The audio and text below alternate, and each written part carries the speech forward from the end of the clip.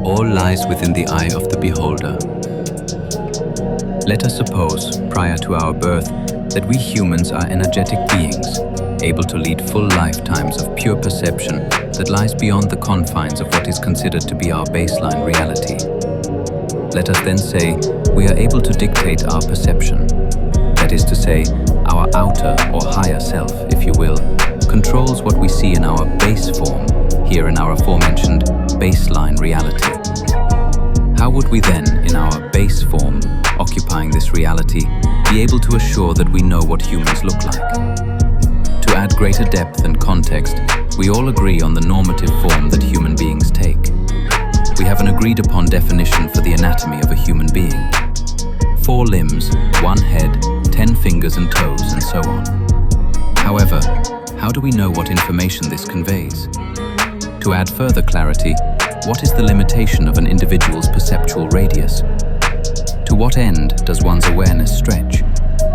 The visual data that we perceive to be someone's arms, for instance, to them could be antennae, guided by energetic limbs that they'd be happy to spend hours telling you about.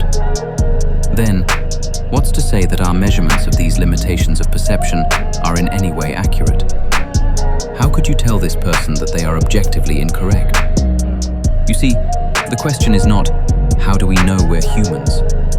We most certainly are, and that's about the only thing we can say for sure, in my opinion at least. I offer this postulate on the principle of perception and on how it is ubiquitously elusive. How are we to know what life truly looks like through the eyes of another? Scientifically speaking, rigorous study, peer review, and overwhelming evidence are required before a new aspect, component, law, or theory may be presented for authoritative consideration. We do not simply shoot off the cuff with conjecture and call it science. That is firmly within the territory of pseudoscience. Even in pseudoscience, there are often examples of rigorous study, extensive analysis, and research to support its claims. As such, this thought experiment is to be considered, knowing that its author is quite aware of the processes required to bring forth a new contribution to any scientific field. Thus, I ask this question. What if the existence of driving a car to one person is more akin to the experience of eating to another? Both are learned behaviors that humans have developed techniques for throughout our time on Earth. What force, then, has the authority to define our experience? An aside. I am well aware that this thought experiment delves into metaphysical territory. Yet, I do believe that we must consider what exactly our minds are. As well as where they are, we have theories, but there is no concrete evidence. Hence, part of my purpose in this thought experiment is that I am not here to define the divine or metaphysical. That is a task too great for any one person. My objective is to initiate a series of observations that may allow us to become more reductive as to what we consider processes of the brain and the physical body, and that of the mind and the world around us that escapes our senses.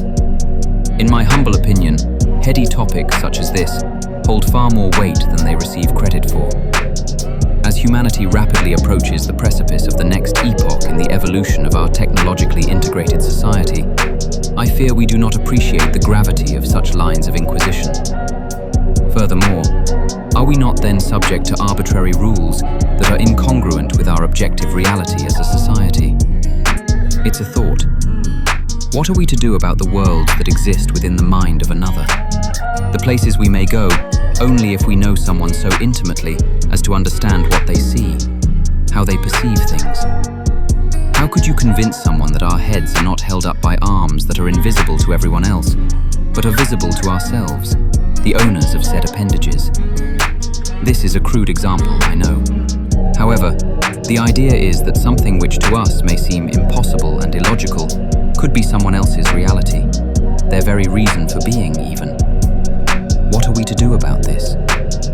Now consider that it is likely nearly everyone in existence has a belief like this that we rarely speak about. That much like the internet, there are deep and dark webs of consciousness.